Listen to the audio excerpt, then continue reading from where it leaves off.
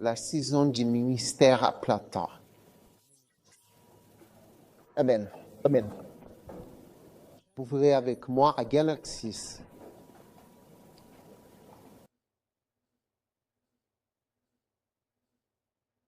Galaxis. Galaxis.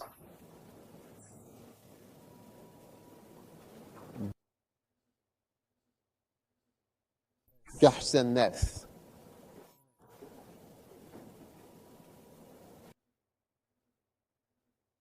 Ne nous laissons pas de faire les biens, car au temps convenable, nous moissonnerons.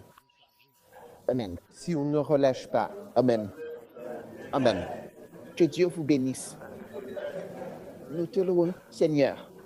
Amen. Maintenant, je parle de la saison fixée. Et on dit qu'une chose est à terre. Amen. Et enceinte, on dit qu'elle est à terre. Amen. Ça veut dire quoi? C'est le moment. Oui, c'est ça.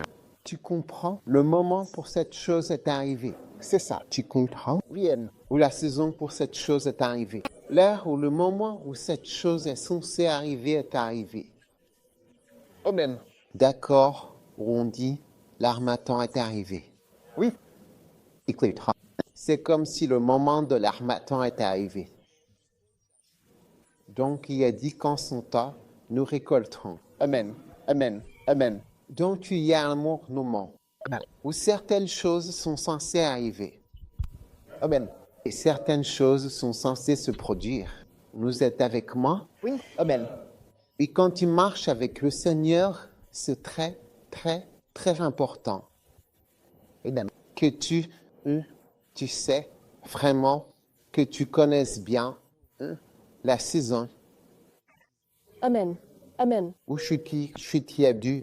Pendant cette saison, D'accord. Tu peux prêcher? tu comprends ce qui est bien Amen. ou ce qui doit arriver Amen. pendant cette saison particulière. Amen.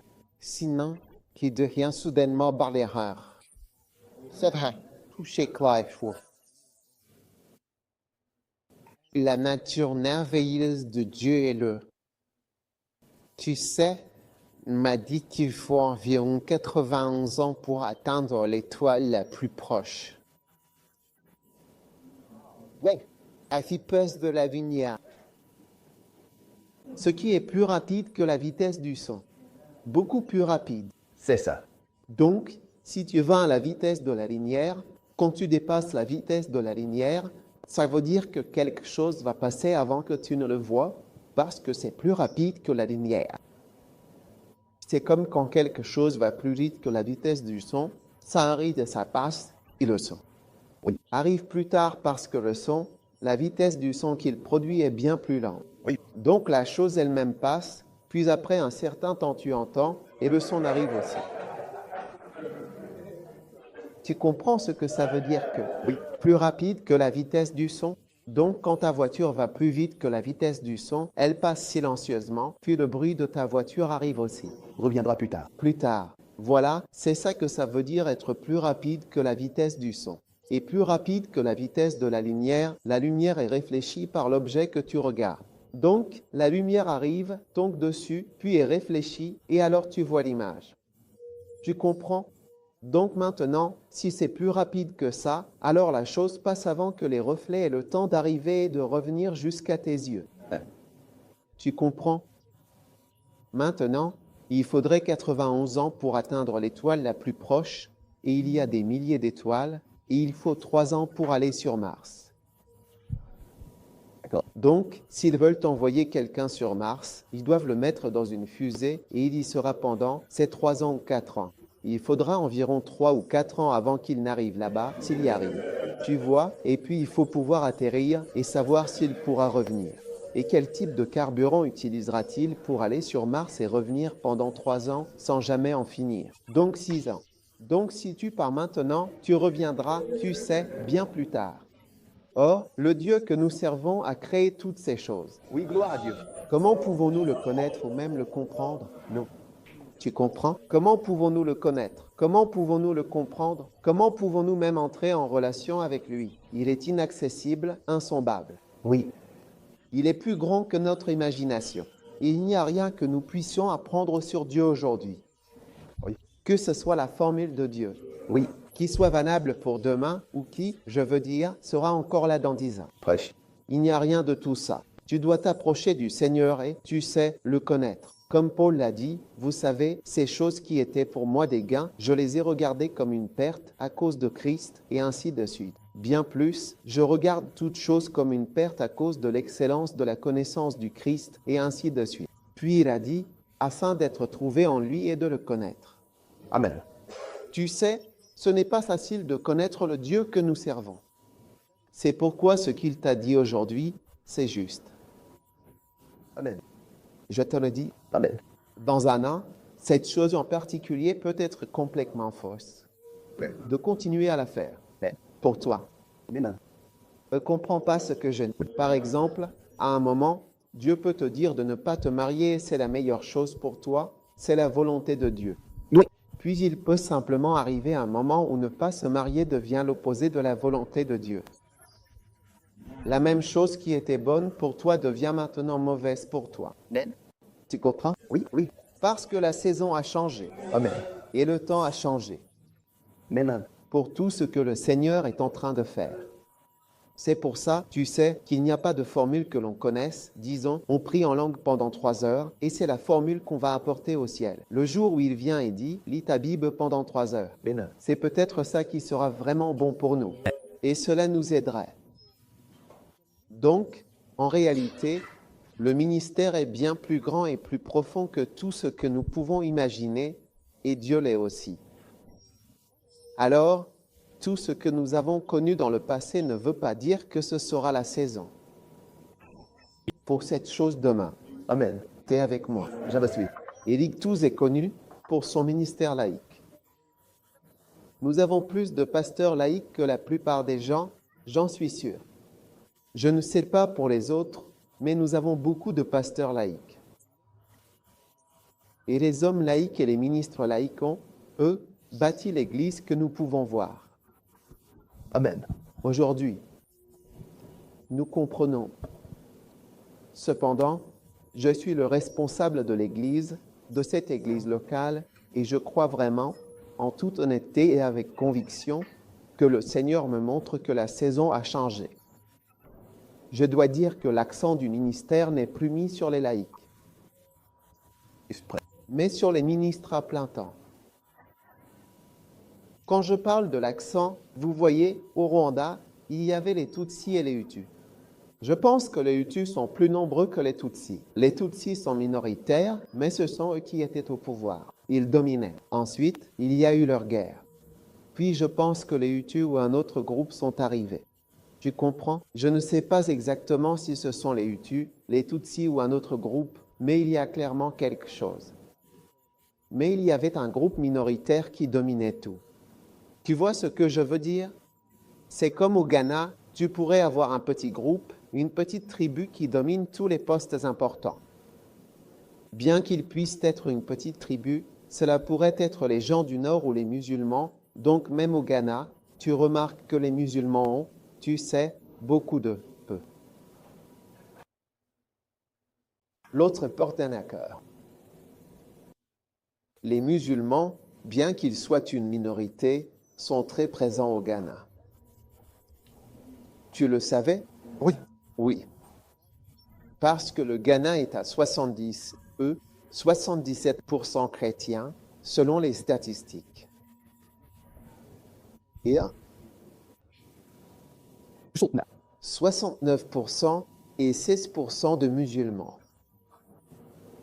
Mais les musulmans sont également très présents dans la vie nationale. Et il fut un temps où les musulmans n'étaient pas du tout aussi influents au Ghana, mais avec leurs 16%, ils ont occupé une position très prééminente dans notre pays. Nous avons un jour férié. Je veux dire, ils peuvent juste annoncer que la lune est et quelque part, et tout le pays sera en congé. N'est-ce pas vrai? Oui. Ouais. Combien de jours fériés? 2 jours fériés nationaux, tout le pays. 16% de la population tient toute la nation en otage. Tu comprends? C'est incroyable. Oui. Et c'est l'héritage du président Rawling et de son gouvernement NDC. Ils ont introduit toutes ces choses pour des raisons, peu, de commodité politique. N'est-ce pas? Ouais. Ouais. Donc, il n'est pas nécessaire d'être nombreux pour dominer Amen. ou pour prendre ta position prééminente. C'est ça. Tu comprends ce que je dis? Ouais. Ouais. Parce qu'au fur et à mesure, les ministres laïcs et les laïcs resteront majoritaires en nombre. Tu comprends? Ils seront bien plus nombreux. Ils dépasseront largement les personnes à plein temps, probablement 9 contre 1 ou bien 8 contre 2. Mais le ministère est désormais véritablement dominé, dirigé et entièrement centré sur les personnes à plein temps en réalité. Amen. Ministère. Amen. Des personnes qui se donnent entièrement, pas en partie. Le simple fait qu'il soit dit de te donner entièrement, ça veut dire que tu peux te donner les mardis et dimanches, ce qui est en partie partiellement. Amen. Amen. Ou tu peux te donner le soir, ou tu peux te donner le week-end. Mais il arrive un moment où tu dois te donner entièrement. Amen. Amen. Maintenant, cela ne devrait pas nous rendre fiers, Non. parce que très bientôt, autre chose peut arriver. Oui. Et le Seigneur nous guidera. Oui. Et beaucoup d'entre nous ici ne feront peut-être pas la transition. Ben. Tout comme beaucoup de laïcs ne font pas la transition. Amen. Et pas facile de transitionner. Amen. Vous savez, quand on s'y habitue, Oui. ce n'est pas facile de bouger ou de réfléchir intelligemment et de se rendre compte que c'est l'hiver, il vaut mieux acheter des vêtements. C'est vrai. Il fait très froid. Tu ne peux pas utiliser tes vêtements du Ghana. Quand tu vas à l'étranger et que tu portes tes vêtements du Ghana alors que c'est l'hiver, tu vas vite te rendre compte que ce n'est pas possible. Idahosa est allé prêcher lors d'une croisade en hiver sans son agbada, cette grande tenue nigériane, et il était comme ça, Birmingham, Dieu hostie, il tremblait sur la scène, tu vois, parce qu'on ne peut pas porter cette tenue nigériane en hiver, n'est-ce pas? Je crois qu'il a pris un manteau d'hiver et l'a mis par-dessus. Oui. Par-dessus, il a mis le manteau d'hiver par-dessus l'agbada, tout simplement, et il était sur scène. Miséricorde.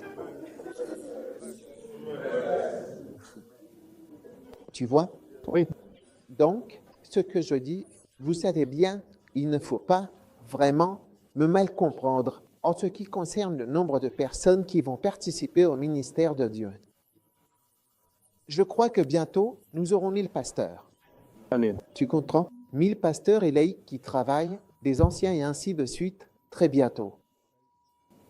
Mais la majorité sera probablement composée de laïcs. C'est-à-dire des personnes qui ne sont pas rémunérées. Et c'est très important. Nous avons écrit un livre, Les laïcs dans le ministère. C'est ce que nous enseignons et nous y croyons toujours. Mais je parle de l'accent du ministère prééminent et dominant. Comme je dis, par exemple, chez les musulmans, ils sont 7%, mais partout tu vois à la juste aussi Mohamed Salah. Même le vice-président doit venir de là-bas et doit probablement être musulman. Tu comprends? C'est pour qu'ils obtiennent le divoin. Et c'est devenu quelque chose d'important. Tout le monde est un alagi, peu importe. Tu vois, nous voyons certains de nos camarades à la télévision, quand ils étaient à l'école, ils n'étaient pas du tout musulmans. Mais ils ont adopté une apparence ou une façade islamique parce que c'est opportun et que ça aide. Et beaucoup d'autres arrivent de cette façon. Tu vois des écoles TI Ahmadiyya partout. Tu sais, il y a des écoles et même s'il n'y en a pas beaucoup, elles sont une force déterminante, une force importante et elles influencent grandement ce qui se passe dans ce pays, même s'il ne s'agit que de quelques personnes. De la même manière, le ministère dont nous faisons partie est en train de devenir progressivement dominé et contrôlé de manière particulièrement marquante par les personnes qui se sont entièrement et totalement consacrées. Amen. Au ministère. Amen. Pas en particulier. Amen. Et tu dois comprendre cela. Oui. Maintenant, ce qui s'est passé, c'est ce qui arrive tout le temps. Dieu change toujours. Amen. Tu vois, très peu de personnes anglicanes ou méthodistes, qui sont pourtant pour la plupart vraiment nées de nouveau, passent facilement à l'étape suivante. Mais si tu regardes, même l'Église méthodiste aujourd'hui, tu te rends compte qu'ils deviennent charismatiques. Ils deviennent charismatiques. Tu comprends? Ce qui est une bénédiction. Oui. Parce que tu peux voir de la vie et de la nouveauté en eux. Mais c'est pas facile pour une église très traditionnelle, tu vois, qui existe depuis 100 ans, qui fait les choses d'une certaine manière depuis très longtemps, de changer et de passer à quelque chose de nouveau, que Dieu est en train de faire. Tu comprends? Et peu importe à quel point tu n'aimes pas ça, ou ce que tu n'aimes pas, ou quoi que ce soit, quand Dieu agit, tu sais, il va juste prendre n'importe quoi et s'en servir, et tu te demandes juste que tu étais le plus important et maintenant tu n'es plus du tout important. Gloire à Dieu, Amen. Je te le dis, tu sais, c'est incroyable. Et je te le dis, c'est comme ça que l'œuvre de Dieu fonctionne. Il est toujours en train de changer quelque chose, de déplacer quelque chose, de construire quelque chose, d'avancer. C'est un Dieu en mouvement. Amen. La Bible dit que l'Esprit se meut, Dieu se meut. Amen. Donc nous devons comprendre que Dieu se meut et qu'il est toujours en mouvement et en train de faire quelque chose de nouveau. Amen. Tu sais, alors nous devons être prêts à bouger avec lui. Amen. Tu comprends? Et donc tu remarqueras, tu sais, il y a quelques années, le Seigneur m'a parlé et m'a demandé d'employer des gens. À ce moment-là, j'avais l'impression d'entendre le Seigneur me dire « emploie 20 personnes ». Donc à ce moment-là, il n'y avait même pas 20 personnes à plein temps dans tout le phare mondial. Alors j'ai pensé que cela voulait dire 20 en tout. Donc j'ai essayé de faire cela parce que je ne comprenais pas. Parce que pour moi, c'était plus facile et plus sage d'avoir très peu de personnes employées par l'Église, parce que moins il y en a, mieux c'est. Moins il y en a, tu sais, s'il y a du poulet. S'il y a du poulet dans le ragoût ou dans la soupe, on est peu nombreux et on peut tous en manger. N'est-ce pas? N'est-ce pas? Oui. Ouais. Mais quand on est plus nombreux, ça devient plus difficile et compliqué d'avoir. Si on était 500, on ne pourrait pas être ici aussi facilement. Amen. Même ce nombre, ce n'est pas facile ici. Ouais. N'est-ce pas? Oui. Ouais. Donc, je pensais que, tu sais, économiquement, il est plus sage et plus facile d'avoir peu de personnes. Mais après un certain temps, le Seigneur m'a de nouveau parlé. Tu sais, parfois je prie et puis le Seigneur m'a mis à cœur de dire « embauche 20 personnes ». C'était comme « 20 personnes de plus ». J'ai dit que ça n'a pas de sens. Tu comprends? Pourquoi devrait-il y avoir plus de personnes embauchées? Qu'y a-t-il à faire? Tu comprends? Oui. Mais c'est l'impression que j'ai eue ces 2, 3, 4 dernières années. Tu comprends? Et tu remarqueras même dans la prédication les pharaons. Parabole, zélo. Amen. Breton, la première chose. Si tu ne le fais pas en premier, tu ne le feras peut-être jamais. Retardé, c'est annulé. Tellement de messages. Révérend Lewis. Bébé, soyez d'accord sur la façon dont tant de choses se passent. Vous comprenez que tous ces messages sont venus parce que, dans ce fauteuil, l'Esprit nous conduit d'une manière particulière. Mais tout le monde ne croira pas. Il y a un mot grec dont nous allons parler, c'est plutôt, il s'agit de la foi. Et vous savez, cela signifie être convaincu, être persuadé. Tout le monde n'est pas persuadé. Je peux prêcher un message en parabole, mais tout le monde ne peut pas être persuadé. Et tout le monde n'est pas convaincu. Vous m'écoutez? Oui, tout le monde n'est pas convaincu. Et cela signifie être convaincu. Vous voyez? J'espère que je l'ai quelque part, mais cela veut dire, vous savez, être convaincu, pas tout le monde, vous comprenez qui. Écoute la prédication est convaincu ou persuadé. Dans tout ce que nous faisons donc si vous êtes ici aujourd'hui, vous êtes bénis. Tu comprends? Ken, tu es vraiment béni, cela veut dire être convaincu. Tu vois. Et cela veut dire faire confiance. Donc tout le monde ne fait pas confiance au message. Tout le monde ne croit pas que je construis simplement une ville de trésors pour Pharaon. Tu comprends? Tu es là. C'est pourquoi aucun laïc ne devrait être ici aujourd'hui parce que ce que je dis peut être offensé. Tout comme quand j'ai un peu prêché sur Pharaon, certains laïcs ont été offensés. Mais si tu écoutes ceci et que tu es un laïc, ne sois pas offensé, décide plutôt d'aller de l'avant. Amen. Tu m'écoutes? Oui.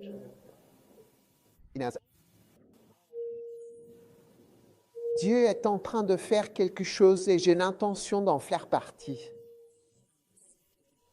J'ai l'intention d'être proche de Dieu et je n'ai pas l'intention, à mon âge et à ce stade, de devenir historique. Quelque chose d'y passer, c'est trop tôt. J'ai dit que c'est trop tôt pour rejoindre les anciens repères et devenir juste un point de repère. Qui comprend quelque chose qu'on entre du doigt en passant, non? C'est un peu tôt dans la journée. D'accord. Donc, nous voulons vraiment comprendre ce qu'est le ministère à plein temps et ce dans quoi nous avons été appelés. Amen. C'est pour ça que nous sommes ici. Amen. Pour avoir de la communion et vraiment comprendre, parce que parfois, vous savez, nous sommes dans la mission à plein temps sans avoir tout compris et on a l'impression, vous savez, qu'on a juste trouvé un autre travail ou qu'on a eu une opportunité ou ceci ou cela. Non, non, il faut comprendre où tu es arrivé et pourquoi tu es ici, tu comprends. Et si tu ne le fais pas, tu risques facilement de refaire une erreur dans ce domaine. Là où tu es arrivé, parce que tu sais, c'est un long chemin, tu sais, et le ministère. Quand on aura fini, je veux que tout le monde aille à la plage, tu verras différentes parties. Il y a des endroits de la plage où il y a des rochers et d'autres endroits où il y a du sable. Maintenant, le ministère à plein temps, c'est comme marcher dans l'eau là où il y a des rochers. Et le ministère à temps partiel, c'est comme marcher là où il y a du sable. Si tu dois te blesser, tu peux facilement avoir des problèmes dans le ministère à plein temps. Oh, oui. Parce que nous avons commencé à jouer avec le Dieu de ce monde. Puis nous avons commencé à traiter avec un certain niveau du ministère. Donc, je me rends compte qu'il y en a beaucoup plus. Si tu fais attention, tu ne le sais peut-être pas, mais beaucoup des orangis, des rebelles, des dissidents et tout ça, beaucoup des églises charismatiques sœurs sont dans le ministère à plein temps, pas dans le ministère à temps partiel. Ce n'est pas dans le ministère à temps partiel, c'est dans le ministère à plein temps. Ce n'est pas une affaire de laïcs. Donc, certaines pressions que les gens subissent sont arrivées et n'avaient jamais été exercées sur certains d'entre nous auparavant, n'ont pas encore été appliquées. Ouais. N'ont pas encore été appliqués, tu vois. Donc cet endroit où tu marches, si tu marches là où il y a du sable, tu sais, et que les vagues arrivent et t'emportent, tu tombes juste dans le sable, ça t'emporte une ou deux fois et puis tu te relèves, tu es juste mouillé. Mais ce rocher, si tu es là et que, comment dire, ça te frappe et que tu tombes sur le rocher du sang, tu peux mourir, tu peux te cogner, tu peux vraiment te blesser, la tête très gravement, et puis la vague peut t'emporter un peu par ici, un peu par là. Et cette eau, tu vois, c'est une eau très puissante.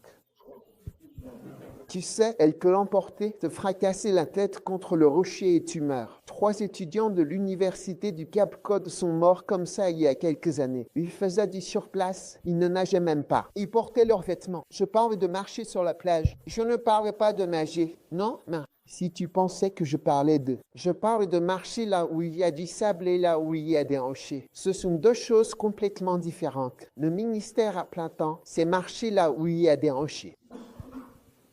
Et aussi parfois, quand tu entends quelqu'un parler de problèmes que tu n'as jamais rencontrés, ne sois pas bête, ne sois pas orgueilleux, sois humble parce que tu ne l'as pas encore vécu, c'est tout. Et quand cette pression s'exercera sur toi, tu verras alors qui tu es vraiment.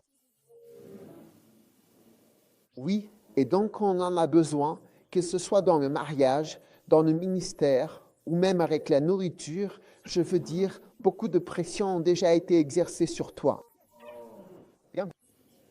Et quand ces pressions s'exercent sur toi, tu verras de quoi tu es fait. Donc, quand tu entends certaines de ces choses, mets-les simplement dans ton placard Comme James me l'a dit il y a quelques années, il a dit que lorsque tu ne comprends pas quelque chose, mets-le dans le placard et laisse-le. Plus tard, tu pourras le ressortir et tu verras peut-être que tu le comprends maintenant. Tu vois, donc il y a des choses que tu ne comprendras peut-être pas. Comme quelqu'un me disait à propos de ces pasteurs autoproclamés, ces pasteurs qui se sont même déclarés, si le prince du bien-être leur rend visite quelquefois, ils fuiront le ministère. Donc, ce n'est même pas une question de diplôme, mais plutôt de savoir ce que tu as enduré. Que as-tu traversé? Les serpents d'entre nous n'ont rien traversé. Nous sommes pleins d'énergie, tout frais. Nous sommes arrivés au ministère juste un autre travail. Tu es béni, tu as ceci, une voiture, le salaire, ceci. Donc, tu ignores des choses que nous allons lire dans la Bible. Mais, au fur et à mesure, non pas selon ma volonté, mais selon la direction du Seigneur, certaines de ces expériences viendront à toi. Et je prie que lorsque le prince du Ghana te rendra visite quelquefois, tout le monde dit quelquefois, tu sois prêt à tenir bon. Amen. Donc, la saison appropriée, quand on parle de la saison appropriée, c'est la saison de cette chose quand elle arrive. Et c'est ce que je crois. Comme Dieu m'a placé ici, tu sais, pour cette période, c'est ce que je crois. Je peux me tromper. Il est possible que je me trompe. Néanmoins, j'y crois. Tu comprends que le ministère dominant et le plus en vue pour l'instant, c'est le plein temps. C'est lui qui montre la voie. Il domine avec 90% de nos pasteurs laïcs qui travaillent aussi. Et nous avons besoin d'autrui. Nous en avons besoin. Ne méprisez aucun pasteur laïque. Certains disent être. Et parce que ce message est venu à un moment de votre vie, est jeune, déjà engagé dans certaines choses, voilà pourquoi vous êtes ici, donc parce que vous valez mieux que quelqu'un d'autre. Vous étiez jeune, vous avez reçu cette mesure, cru, etc. Mais si vous êtes comme certaines personnes, vous avez déjà vécu tant d'aspects de la vie. Vous comprenez? Maintenant, il reçoit ce message. Réalisez que vous le recevez à un moment différent. Vous comprenez? Donc, votre jugement est différent. Et nous sommes évalués différemment parce que nous entendons les choses à des étapes différentes de nos vies. Donc, vous ne pouvez pas regarder quelqu'un et juger. Vous ne savez pas, je veux dire, c'est pour nous tous. Nous avons tous été visités. Quand je suis devenu à plein temps, je n'avais rien. Je n'avais pas de maison. Je n'avais pas d'autre. Je n'avais rien. Je n'avais aucune entreprise, rien du tout. J'étais juste là, lui je suis venu, lui je repartirai. Et quand je suis arrivé, le révérend Sakemempri m'avait rien. Oui, rien du tout. Tu comprends? Je n'avais aucun employé. Pas d'enfant. Je n'avais pas d'enfant. Rien du tout, monsieur. Je venais travailler pour le Seigneur. Amen. Tu sais, je venais juste faire de mon mieux. Certaines personnes ont 23 employés. Amen. Bien sûr, ce sera différent. Un jour, je parlais à un homme qui dirigeait un journal. Et comme il disait ça, le journal causait beaucoup de problèmes. Alors j'ai dit, pourquoi tu ne te débarrasses pas simplement de ce journal? Et il a répondu, ce n'est pas aussi simple que ça. Avant de fermer le journal, il y a les syndicats, les gens, les employés. Même si le journal est déficitaire et cause beaucoup de problèmes, ce n'est pas aussi simple que tu ne peux pas juste t'en aller. Tu l'as là? Donc, il est important de savoir qu'en réalité, nous venons tous de parcours différents et que la miséricorde et la grâce nous trouvent simplement. Amen. Si tu es plus âgé, que tu as de l'expérience, que tu as pu entrer, tu comptes croire, c'est sa grâce. Si tu es plus jeune, si tu peux entrer, c'est sa grâce. Oui. C'est uniquement la grâce qui nous a menés là où nous sommes. Amen. Amen. Je dis ça, je partage cela pour dire que j'ai ressenti qu'il y a une saison prévue ou une saison, un temps pour quelque chose. Saison où on n'est pas arrivé. Et nous sommes en train d'y entrer. Amen. Amen. Très bien. Tournez avec moi aussi dans 2 Timothée 4. Prêche. Donc, tu récolteras en temps voulu. Donc, il y a une saison. Amen. Où la chose a péché. C'est ça. Et quand c'est le moment, cela arrive. D'accord. Maintenant, au verset 2, il est écrit « Prêche la parole, insiste en toute occasion, favorable ou non, reprend, censure, exhorte, avec toute patience et en instruisant. Amen. Chrétien, prêche la parole, insiste en toute occasion, favorable ou non, reprend, censure, exhorte, avec toute patience et en instruisant. Amen. Amen. Il est écrit, prêche la parole, insiste En toute occasion. en toute occasion. À contretemps, peut-être. Amen. Amen. Qu'est-ce que cela signifie? Cela signifie que quand il est dit en toute occasion et à contretemps, cela veut dire que certaines choses sont hors saison, la saison passée. Quelqu'un dira bébé, la saison de cette chose est passée. Maintenant, comme hors saison maintenant, c'était. Non, non, non. Mon père ici.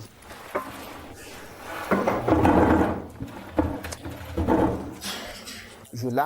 Oui. C'est hors saison. Quand on dit je fais des mangues, peut-on acheter des mangues maintenant? Des mangues? Oui, elles vont bientôt être de saison. Mais ce n'est pas encore la saison. On ne peut pas acheter de mangues, on ne peut pas avoir des mangues toute l'année. On les trouve quand c'est la saison. Oui.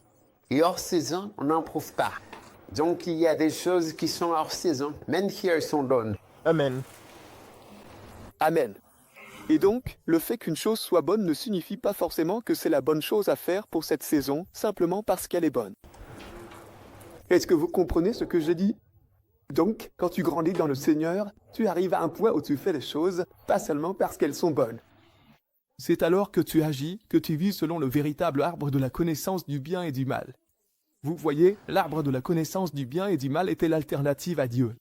Donc, au lieu d'aller vers Dieu pour savoir ce qu'il faut faire, tu te réfères simplement aux règles de la connaissance du bien et du mal. Ça, c'est bien, ça, c'est mal. Donc, si c'est bien, tu le fais. Si c'est mal, tu le fais. Et donc, quand tu agis ainsi, tu peux faire des choses dites bonnes. Mais Dieu ne veut pas que tu fasses cette chose à ce moment-là. Et donc, même si c'est bien à tes yeux, c'est mal aux yeux du Seigneur. Ce n'est pas acceptable. Tu comprends? Et c'est ce que nous voulons. Nous voulons juste savoir, dites-moi ce que je dois faire et ensuite je vous verrai plus tard. Mais Dieu veut que nous soyons proches de lui, que je sois trouvé en lui. Que je sois trouvé en lui. Ne pas avoir ma propre justice. Tu comprends? Ne pas avoir une justice qui vient de la loi. Ne pas avoir une justice qui vient du fait de savoir ce qui est bien et ce qui est mal, mais que je sois trouvé en lui et que je le connaisse. Et c'était la quête d'un ministre à Platon. Tu comprends? Oui, c'est très différent. Et donc il y a des choses qui sont hors de saison, même si elles sont bonnes. Tu comprends? Et dans un certain sens, le ministère laïque. D'une manière générale, nous me comprenons pas mal parce qu'il ne faut pas sortir cela de son contexte. L'évêque est allé prêcher et il a dit, les ministres laïcs, ce n'est pas, maintenant Dieu n'agit pas. Dieu n'est pas avec les laïcs. Il est contre le ministère laïque et tout le monde est censé être à plein temps. Tu es Satan si tu dis cela. C'est Satan qui parle. Tu essaies de déformer mon message et de gâcher l'Église. Oui, mais ce que je dis, c'est qu'il arrive un moment, et c'est aussi parfois personnel. Selon ta relation personnelle avec Dieu, où tu sors d'une saison particulière et tu ferais mieux de changer. Quand tu pars, si certains d'entre vous partent à l'étranger ou peu importe, si tu vas à l'étranger et que tu te rends compte que la saison a changé, tu peux rester dehors en hiver et dire toutes ces choses, mais tu ferais mieux de t'adapter rapidement parce que la situation a changé. Et si tu ne t'adaptes pas, tu ne seras pas heureux. Regarde, laisse-moi juste utiliser cet exemple pour vous tous. Observe ce que Dieu est en train de faire. Tu vois, si tu prends quelqu'un comme Tédé, Jack, beaucoup de gens ne le respectent pas. Je veux dire, beaucoup de blancs, beaucoup de gens disent, mais qu'est-ce qu'il fait? C'est juste. De l'encouragement. Qu'est-ce qu'il prêche exactement? Qu'est-ce qu'il fait exactement? Et ainsi de suite. Mais il n'y a personne au monde qui puisse rassembler autant de monde que Tédé. Jack aujourd'hui, en Amérique. Le programme qu'il organise, qu'il va avoir en juillet ou en juin, je n'ai jamais vu ni entendu parler de quelque chose de semblable. Il utilise différents dômes et stades immenses, réunissant hommes, femmes et enfants ou je ne sais quoi. 3 énormes lieux, l'un de 600 et quelques 000, 80 000, peu importe. Même s'il prêche des absurdités, ce sont ces absurdités qui fonctionnent aujourd'hui. C'est ça qui marche en ce moment. Et on peut rester dans nos églises avec nos petits sermons et tout le reste, mais c'est ça qui marche. Et tu peux être contre, ne pas vraiment aimer ou peu importe, mais j'ai appris qu'il vaut mieux essayer de voir ce que Dieu est en train de faire et s'ajuster rapidement pour suivre le mouvement. Sinon, tu risques de te retrouver mis de côté, tu vois. Et t'aider. Jack, son message, eh bien, du moins par le passé, c'était l'encouragement par un nouvel enseignement. Au moins, tu n'es pas mort. C'est ce qu'il va te dire. Tu n'es pas mort, tu es toujours là. Tu t'en sors. Tu sais, tu seras heureux. Et tu as juste l'impression que oui, tu t'en sors. Tu sais, il n'y a rien de nouveau à apprendre. Dieu merci, ils ont essayé de te tuer, mais tu n'es pas mort. Tu es toujours là. Tu t'en es quand même sorti. Tu sais, facile. Tu es heureux. Quand tu repars, tu te sens encouragé. Tu vois certaines personnes, j'ai parlé à un pasteur, il a dit, cette femme est maintenant libérée. Après la libération des femmes, qu'est-ce qu'elles font ?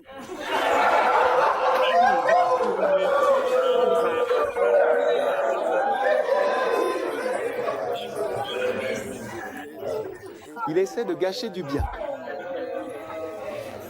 Oui, il parlait. Il disait, tu sais, toutes ces libérées, les femmes sont libérées. Après, qu'est-ce qu'elles font ? Nous avons observé ces femmes qui sont libérées et tout ça. Il n'y a pas de changement dans leur vie, mais au moins, elles sont encouragées. Tu comprends ? Oui. Donc, tu peux critiquer, mais si le Seigneur le fait, il le fait. Et ça marche. Amen. Chaque fois qu'il y a un changement, que quelque chose n'est plus de saison, il vaut mieux essayer de le saisir et de suivre le mouvement. Sinon, vous serez dépassé. Souvenez-vous quand Jean-Baptiste est arrivé et que Jésus a parlé de lui. Il a dit que il n'y a aucun prophète né d'une femme qui soit plus grand que Jean-Baptiste. Jean-Baptiste est plus grand que tous. Mais ensuite, il a voulu donner quelque chose. Il a dit que dans la nouvelle ère qui arrive, même le plus petit dans cette nouvelle saison est plus grand qu'eux. Je ne sais pas, les gens extraordinaires de cette époque-là. Le plus petit. Dans ce nouveau royaume est plus grand que les plus grands Élie et tous les autres. À moins que Jésus ait menti ou que vous ne croyez pas à la Bible. Cela veut dire que vous et moi sommes plus grands que tous ces Élie, Isaïe et tous les autres. Le plus petit dans ce royaume. Merci. Oui. Dans la nouvelle saison, la personne la plus insignifiante qui entre dans cette nouvelle saison est plus grande que les plus grands Isaïe, Ézéchiel, Élie et tous les autres. C'est merveilleux. Et c'est ce qui se passe. Vous remarquerez que chaque fois qu'il y a un changement de saison, même le plus petit, dans cette nouvelle saison semble être plus grand que les grands personnages de l'ancienne saison. Amen. C'est merveilleux. C'est quelque chose de formidable. Et c'est pour cela que c'est une bénédiction de pouvoir discerner le changement et simplement s'y laisser porter parce que tu entres dans la grandeur, non pas parce que tu es grand, mais parce que tu as su discerner la saison et ensuite passer à la prochaine ère, à la prochaine étape. Félix prêche. NNN. Il faut juste suivre le mouvement. Donc, le plus petit, dans cette nouvelle ère, cette nouvelle saison, où certaines choses ne sont plus d'actualité et d'autres le deviennent. Tu comprends, le plus petit dans la nouvelle saison est plus grand que le plus grand de l'ancienne saison. En général, c'est ce qui se passe et personne ne devrait s'en réjouir car les saisons changeront à nouveau.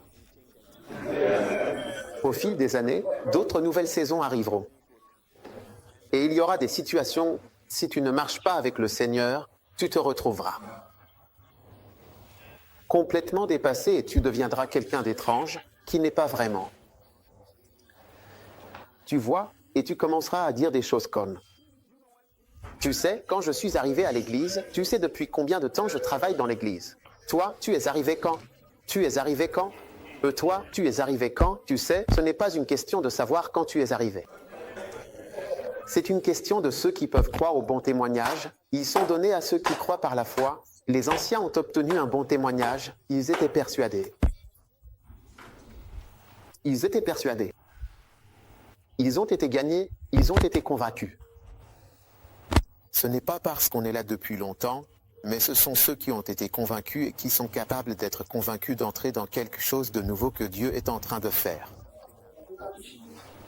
Amen. Est-ce que vous comprenez ce dont je parle? Oui. Donc, nous sommes bénis d'être ici. Est-ce que vous voyez que vous êtes bénis d'être ici? En cette saison, c'est une bénédiction, c'est un privilège immense et je remercie énormément le Seigneur de m'avoir aussi permis, vous savez, et même de m'avoir guidé. Il y a eu un moment où je ne voulais pas me marier. Je me souviens qu'on m'a demandé quand j'allais me marier et j'ai juste répondu, pas avant au moins 10 ans. Quand j'étais à l'université, pas avant 10 ans. Je ne voulais pas, puis le Seigneur a commencé à me faire comprendre que je devais me marier. Ils comprennent. Et je suis toujours reconnaissant envers le Seigneur quand il me semble avoir une certaine direction et qu'il peut me changer et me faire passer à la saison suivante. Et je pense que la clé de tout cela, c'est d'être proche de Dieu. Parce que lorsque tu es proche de lui, tu peux percevoir comment il agit et ses mouvements. Quand tu n'es pas si proche de Dieu, tu ne peux pas être facilement persuadé. Il ne peut pas facilement te parler, parce que je me souviens quand c'était comme si le Seigneur me disait, je ne sais pas si je lui ai dit, mais d'employer environ 20 personnes. Est-ce que je t'ai déjà mentionné ça? Oui, employer 20 personnes, tu sais, et je me suis juste dit que je devrais insister. Pourquoi devrais-je employer? Pourquoi allons-nous employer ces gens? On va gaspiller beaucoup d'argent, mais je peux voir que le Seigneur fait des choses bien plus grandes, et sans entrer dans ce mouvement et en restant dans mes anciennes habitudes d'économiser beaucoup d'argent, de ne pas trop dépenser pour les salaires, ceci, cela, et ainsi de suite, l'Église n'avancerait jamais vers l'endroit où elle doit aller. Alléluia, Amen. Donc, la prochaine chose, c'est le psaume 1. Verset 3, comme je vous l'ai dit. Ceci n'est qu'un message introductif sur la saison du ministère à plein temps. Amen. Maintenant,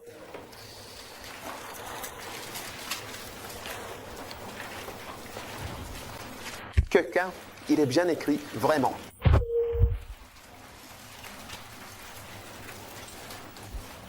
Au verset 2, mais il trouve son plaisir dans la loi de l'Éternel, et il médite sa loi jour et nuit. Verset 3, il sera comme un arbre, oui, un arbre planté près des cours d'eau, un arbre qui se trouve à proximité des rivières, qui est planté là, près de l'eau, et qui donne son fruit en sa saison, qui porte son fruit au moment où la saison arrive, comme il est dit. Amen. Les fruits naissent, eux, en saison, naturellement. Prêche. Ils ne naissent pas tout le temps. Amen. Et quand la saison arrive, c'est-à-dire lorsque le moment est venu pour toi de porter certains fruits, quand l'époque où tu dois produire ce que tu es censé produire se présente et que tu n'avances pas, que tu restes sans rien faire, alors tu ne portes jamais vraiment tes fruits. Cela veut dire que les gens ne portent pas de fruits, qu'ils ne voient pas leurs fruits apparaître, tout simplement parce qu'ils ne sont pas présents à cette saison, à ce moment précis où il faudrait être là, à l'instant où il est nécessaire d'être présent pour porter ses fruits. Amen. Ou tu ne comprends pas ce que je dis? Je ne sais pas. Parce que le manguier n'était pas là en avril ou en mars, ou à n'importe quel moment où c'est la saison des mangues. À cette saison-là, il n'est pas disponible, tu comprends, pour porter ses fruits. Même si, pour toi, ça paraît évident, parce qu'un arbre est simplement là, mais en réalité, il n'est juste pas là. Donc, il ne porte pas de fruits quand la saison de ce fruit est arrivée.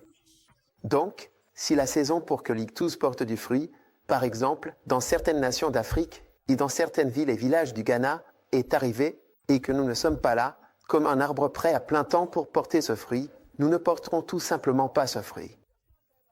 Même si c'est notre saison, le fruit ne viendra tout simplement pas parce qu'il faut qu'il y ait ce type d'arbre, très formé, grandi, développé. Un endroit particulier. Puis la saison arrive, et alors tu commences à porter ce fruit. Prêche. Et l'Église doit aussi être construite comme un organisme à plein temps, vraiment. Prêche. Tu es content? Qui fonctionne et qui avance d'une certaine manière. Et alors la saison pour porter du fruit. Tu sais, un jour quelqu'un est venu me voir, il m'a donné une vision. Il a dit, enfin, ce n'est pas ma vision, c'est lui qui a eu cette vision. Je ne sais même pas qui est cette personne. Il a dit qu'il avait vu que l'Ictus était devenue la plus grande église d'Afrique, ou l'église qui grandit le plus vite en Afrique, ou la plus grande, il y a quelques années. J'ai dit, oh, tu sais, ce genre de choses, quand tu entends ça, tu le mets juste dans ton cœur ou dans ton placard et tu l'oublies. Tu comprends? Et si ça arrive, ça arrive. C'est comme un jour où quelqu'un est venu me voir avec une vision. Il a dit qu'il m'avait vu marcher et que j'allais à l'école à Hashimota en tenant une torche, tu vois, dans l'école. Et je marchais dans l'école avec une torche, tu vois, et il a dit, je vais être Je oui, être le porteur de la torche dans l'école. Eh bien, j'y ai pensé à l'époque, à l'école. Maintenant que je repense à tout ça, ça veut même dire autre chose. Mais ce genre de vision, j'ai juste dit, d'accord. Mais au moment où j'ai quitté l'école d'Hashimota, tu sais, beaucoup de grandes choses s'étaient produites. Tu sais, des groupes d'espoir avaient été créés. Toute l'école était différente spirituellement. Tu m'écoutes? Oui. Et donc je crois que si nous ne sommes pas, en fait, positionnés, très arrangés de la manière dont nous sommes censés l'être quand la saison pour cette chose que Dieu avait prévue pour nous arrive, nous n'y serons tout simplement pas. On dira, non, tu vois, nous ne croyons pas dans certaines choses. Nous croyons seulement au ministère laïque. Et il n'y a pas de travail à voir. Tu comprends? Et nous croyons seulement au ministère laïque. Donc, parce que nous croyons au ministère laïque et qu'il n'y a pas de travail séculier à voir, alors qu'on était censé porter beaucoup de fruits à voir. Nous n'y serons pas car nous ne croyons pas en certaines. Nous croyons au ministère laïque. Mais il n'y a pas de travail disponible pour nous, pour qui que ce soit à voir. Parce qu'il n'y a pas de travail à voir. Prêche. Ou bien tu ne comprends pas ce que je dis? Oui. Ou peut-être qu'on peut obtenir un visa, mais le seul visa qu'on peut avoir, c'est un visa missionnaire, et ça veut dire que tu ne peux pas travailler dans une banque ou ceci ou cela. Tu ne peux travailler qu'en tant que pasteur. Et comme nous ne croyons pas à cela, nous, on croit à 90%, donc dans ce pays où nous allons, il est impossible que 100% soit à plein temps. Il doit y avoir environ 9 personnes qui sont laïques avant qu'une seule personne soit à plein temps. Donc, on ne s'adapte jamais. Et quand notre saison, c'est ta saison, elle ne dure que quelques années. Combien d'années encore y aura-t-il? Où nous ferons ce que nous faisons? Combien d'années encore? Continue prêche. On grandit. Même si on a l'air jeune, on grandit. Oui, on est prêt. Miséricorde. Miséricorde. Prêche. Je montre une photo du pasteur Ishmaël. Oui. Je suis désolé. Je vais vous montrer une photo du pasteur Ishmaël. Et quand vous verrez, vous réaliserez qu'on grandit. Tu as cette photo-là?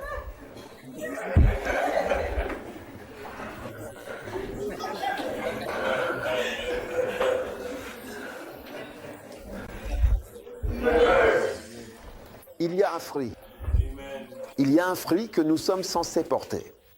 Je vous le dis, si nous ne sommes pas devenus ce genre d'arbre avec un certain nombre de feuilles, un certain nombre de branches, avec certaines choses, même si beaucoup viendra, un professionnel viendra, mais viendra, il y aura de la sécheresse.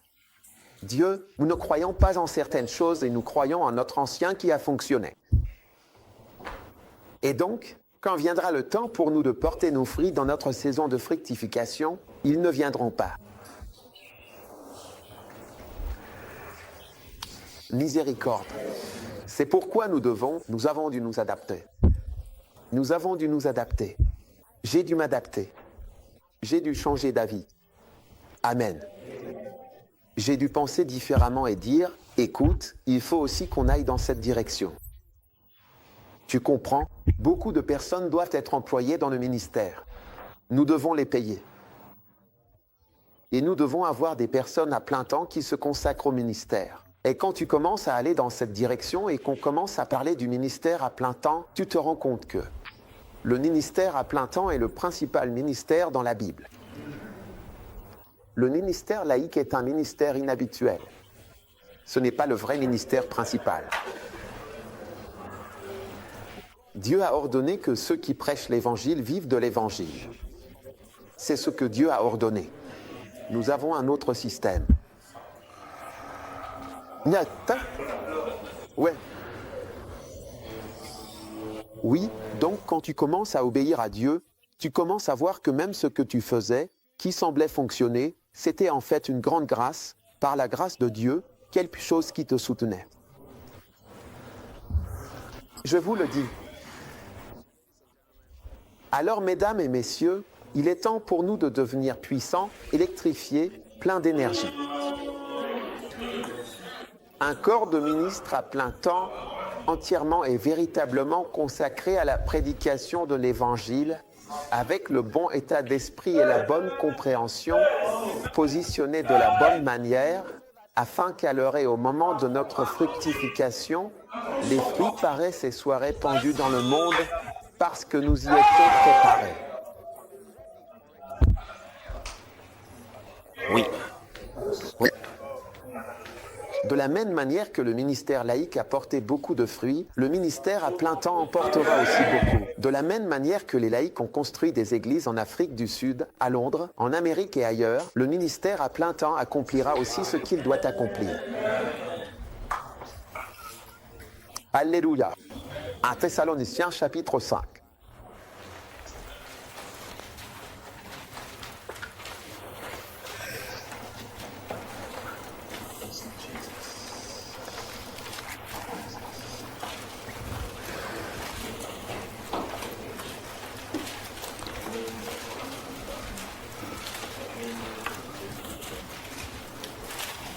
Verset 1, il est écrit.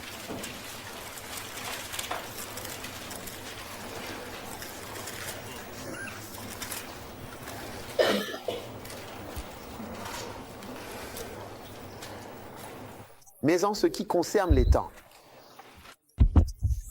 et les saisons, frères, vous n'avez pas besoin que je vous en écrive. Amen. Il dit, mais en ce qui concerne les temps et les saisons. Écoutez, tout. Vous savez, à chaque moment, une saison pour quelque chose. Alors à partir d'aujourd'hui, et tout au long de votre vie, posez-vous toujours la question, c'est la saison de quoi? Pourquoi est-ce la saison? Pourquoi est-ce la saison? Il y a eu un temps où c'était la saison de tomber sous la puissance.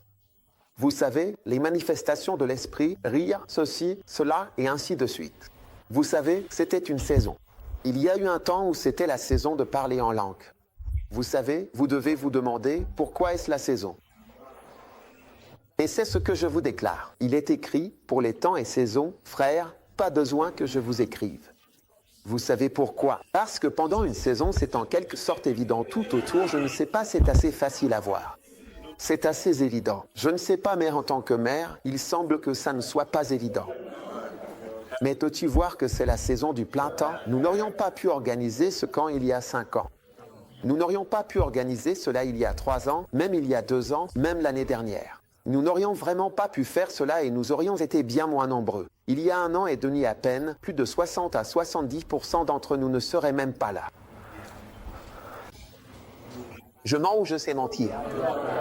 Quant au temps et aux saisons, je n'ai même pas besoin de vous écrire. Je n'ai pas besoin de vous en parler. C'est assez facile à voir. C'est évident. C'est assez facile à voir et à ressentir. Donc je pense que nous devrions être heureux dans notre saison. Amen. Et essayez maintenant de comprendre ce que cela signifie. Et comment agir dans cette saison. Afin que, lorsque la saison sera passée pour nous, nous n'ayons pas à chanter « Oh, année perdue, année perdue ». Oh, quelle folie! Mais nous dirons, vous savez, je rends grâce à Dieu. Dans cette saison, j'étais un jeune homme. Et je me suis consacré à quelque chose. Et j'en suis heureux. Parce que je dois dire que je ne regrette pas mon temps à l'école à Shimota. J'y suis resté 7 ans. Je ne regrette pas non plus mes années à l'université, encore 7 ans. Cela fait 14 ans de ma vie. Je ne regrette pas. Et depuis que j'ai terminé l'école, c'est-à-dire, il y a presque 15 ans, je ne regrette pas non plus les 15 années qui se sont écoulées depuis. Honnêtement, je veux dire, je sais que je n'ai pas été à la hauteur de tout ce que Dieu aurait voulu que je fasse. Mais d'une certaine manière. Dans un sens très général. Tu sais, je ne regrette pas la ligne. Oui, je ne regrette pas le parcours de ma vie. Je ne souhaite pas avoir pris une autre voie. Non, je suis content d'avoir choisi ce chemin. Si je meurs maintenant, je sens que les années que j'ai passées, j'aime la façon dont je les ai vécues. Je ne regrette pas. Et ce serait dommage d'avoir des regrets. Et déjà, certains d'entre nous regrettent certaines choses. Miséricorde. Alors, ne vivons pas. Ne vivons pas nos vies de telle sorte que nous regrettions, lorsque cette saison est arrivée, de ne pas avoir été à la hauteur. Nous n'étions pas, tu sais, prêts. Nous n'avons pas été fructueux. Nous ne l'avons pas été puissants à ce moment-là. Mais nous n'avons pas donné le meilleur de nous-mêmes. Nous n'avons fait qu'un pourcentage. Parfois, ta voiture peut rouler à un certain pourcentage. Tu sais, on m'a dit une fois que c'est bien parfois d'emmener ta voiture sur l'autoroute et de l'ouvrir. Elle n'a chaîne que toi. Tout donner est juste. Oh, je ne sais pas si c'est vrai. Tu aimes. C'est vrai? À plus, les gars, Quoi? regarde ton téléphone. Monoxyde de carbone. Les dépôts de monoxyde de carbone. Vraiment? Quand ça va vite. Ça.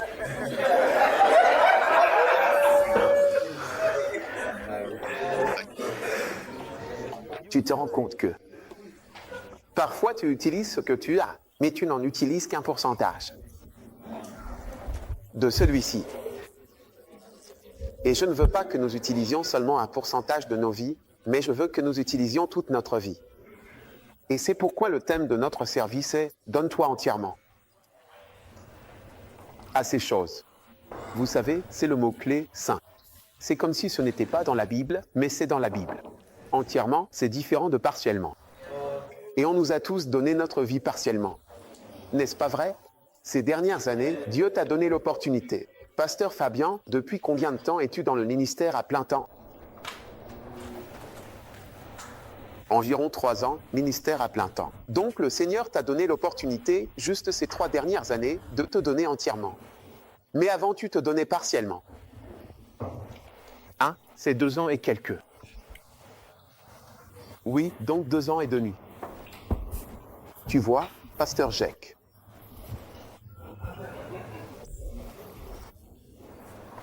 Kazé. Donnons-nous entièrement. Amen. Es-tu content? Oui, es-tu content d'être ici? Donc, concernant les temps et les saisons, frère, il n'y a pas besoin, tu sais, tu n'as pas besoin d'être un prophète comme Pasakaka pour savoir. Possibilité en tant que prophète, qu'est-ce que tu penses de ce que je dis? C'est vrai? Oui. Le prophète a validé le temps et la saison, donc ça doit être correct. Voilà. Alors, perçois-tu prophétiquement? Oui. MMM, la saison. Perçois-tu prophétiquement les changements de saison? Ça? Oui. Oui. Très bien, au moins il a répondu à ma question. Oui. Amen. Lèvons-nous.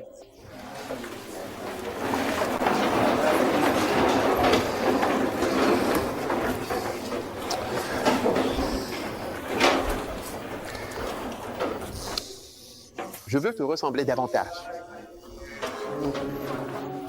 Jackie. Je veux vraiment te ressembler plus, je veux te ressembler plus, tu sais. Jésus. Je veux être de l'âme avec laquelle tu travailles. Je veux tellement te ressembler davantage, tu sais. Ô Jésus, je veux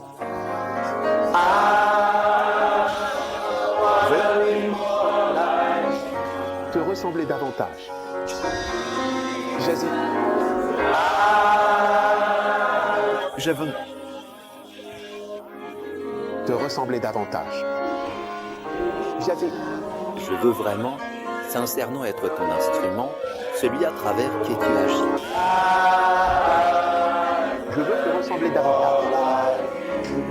Merci, Saint-Esprit, pour une saison dans laquelle nous avons le privilège d'entrer. Nous t'adorons, Seigneur. Nous te demandons de répandre sur nous ton esprit et ta lumière, afin que nous puissions marcher dans tes voies et ta volonté comme jamais auparavant. Au nom de Jésus, Amen.